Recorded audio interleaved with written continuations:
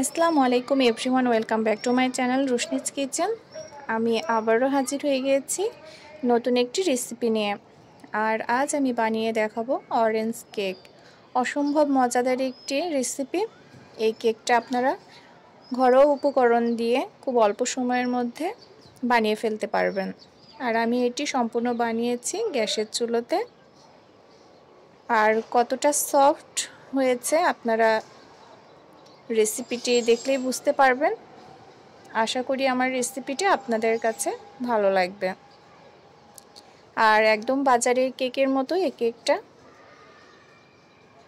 হয়েছে। প্রথমে এখানে আমি এই যে কমলা নিয়ে নিয়েছি একটি, আর এটার ওপরের অংশটা এইভাবে শুধুমাত্র খোসার টুকরো নিয়ে নেব।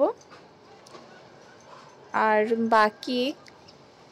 বাকি যে অংশটা থাকবে সেটা আমি মাছ বরাবর কেটে নেব।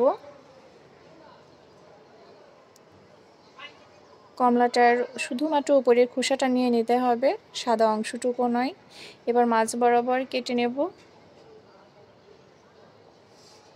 নিয়ে কমলার রসটুকু আমি নিয়ে নেব।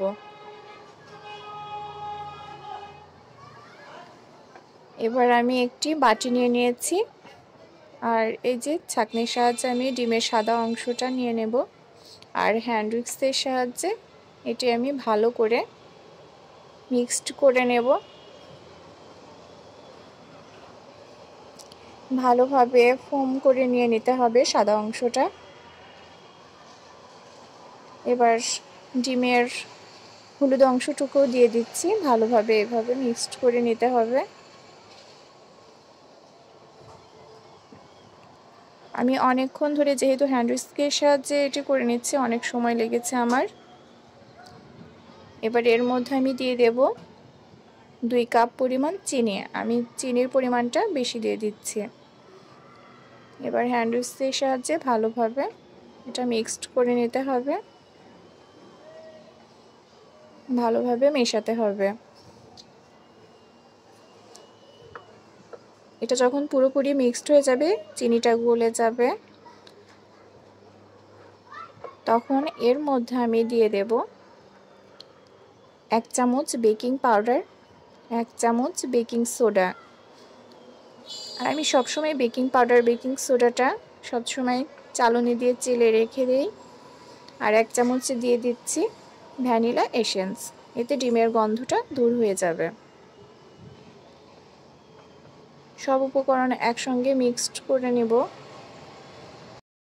এর মধ্যে কমলার ওইটাও দিয়ে দিয়েছি, কমলার খোসাটা দিয়ে দিয়েছি। 1 কাপ পরিমাণ আটা আর 1 চামচ পরিমাণ তেল। এবার সব উপকরণ একসঙ্গে ভালোভাবে মিক্সড করে নিতে হবে।